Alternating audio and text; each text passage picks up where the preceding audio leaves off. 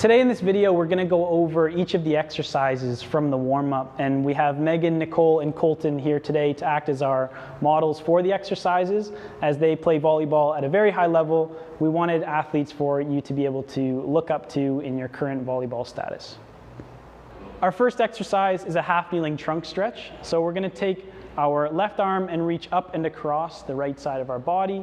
We're trying to open up the entire left side, so we need to make sure we're reaching with the arm of our back knee. And we're going to reload our arm and reach up and across. With each reach, try to exhale as you get across. A nice easy inhale as you come back down. The next exercise is a half kneeling hinge. We're going to take both of our hands while pushing our hips back, try to touch them all the way to the ground. You'll probably feel this stretch deep in the groin of the front leg. As you come back up, hips will shift back to a normal half kneel position. While we're going through this, if you can't necessarily reach all the way to the ground with flat hands, just try to go to either fingertips or as low as you can go without feeling too much aggression in that front hip. But we'll do a few reps here and then we'll switch sides so we can get hands all the way to the ground and come back up, and then we'll switch sides, do a couple reps where hips shift back, hands planted, stay in that end range position for 1 or 2 seconds, and then go again. The next exercise is a quadruped T-spine rotation. So we're going to set up hands under shoulders, knees under hips. We're going to take our right hand, reach through the space between our left knee and our left hand. You can bend that arm as well, dropping shoulder, and then we're going to try to reach all the way up to the ceiling, following our hand with our eyes. As you're reaching up, we want to make sure to push away with the ground. So we'll go for one more rep, reaching nice and far away with our hand. But as we reach to the ceiling, try to make as much space as you can between your hands. The next exercise is a high plank scap push-up. So from our high push-up position, we're going to let our shoulder blades collapse in towards each other, and then we're going to try to push them away and get them around our shoulder blade. So it's almost like a push-up, but just moving from our shoulder blades. If you find this exercise is too hard, we can go to a kneeling position with our arms out in front of us, trying to reach our fingertips as far away as we can, and then trying to bring our shoulder blades back and together. The next exercise is a down dog with calf pumps into a Cobra.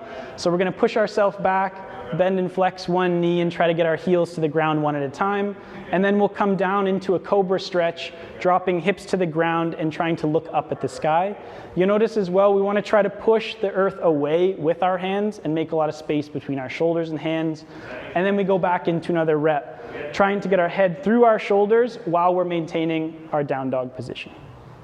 The next exercise is bent knee forward folds. We're going to set up with our feet about hip width apart, drop our height by about ½ inch by bending our knees, and then segment by segment within our spine, we're going to slowly fold down to the ground, letting our hands trace along our legs.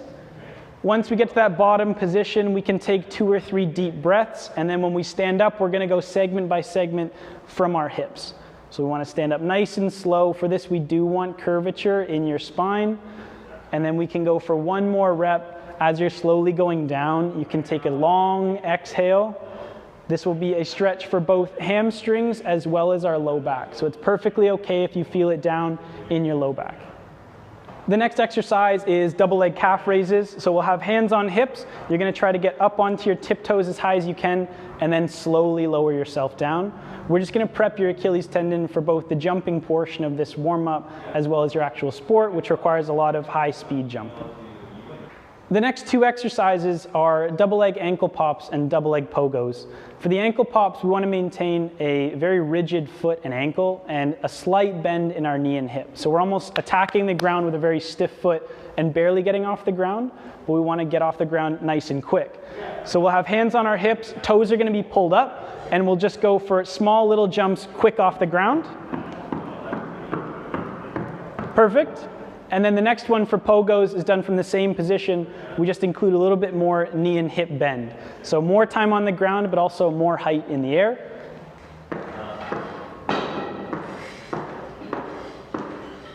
Perfect. So these, the calf raises and your double leg pogos can all be done right in a row because they're all from the same position. The next exercise is single arm shoulder circles. We're going to go forward and backward, starting small and getting bigger. As we progressively get bigger, instead of letting our arm flop into these big ranges, I want you to try to think about bringing your arm into the biggest range it can possibly be. I usually describe this as comfortably uncomfortable, where something is going on in your shoulder that isn't pain, but we're not just going through a nice easy motion, letting gravity do the work. The next exercise is infinity shoulder circles. So we're going to set up with our feet just about shoulder width, and we're going to make big figure eights with our arms slightly apart. For this one, we want to let our shoulder take the motion, but we're also able to rotate from the upper back. So we're getting a full upper body rotation as we come down and across for each rep. The next exercise is a reverse lunge with a cross body reach into a knee drive. So we'll take a step back. We're going to reach up and across our front knee on a 45, and then when you stand up, bring your knee up into a knee drive position.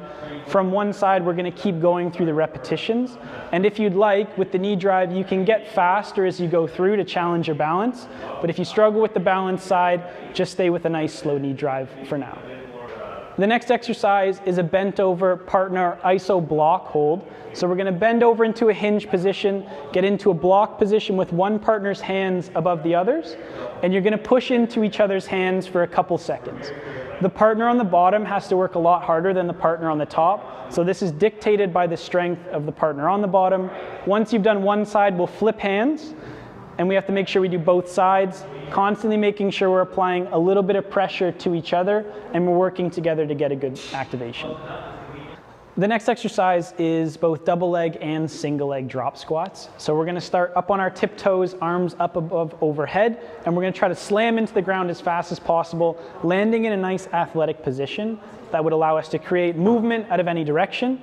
For the single leg version, we do the same, but we just land on one leg, trying to get the same amount of stability, landing rock solid in a statue position.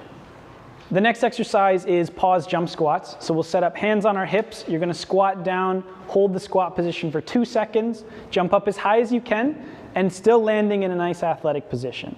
We'll go for one more rep just to see. Nice pause, big jump, and then nice solid position.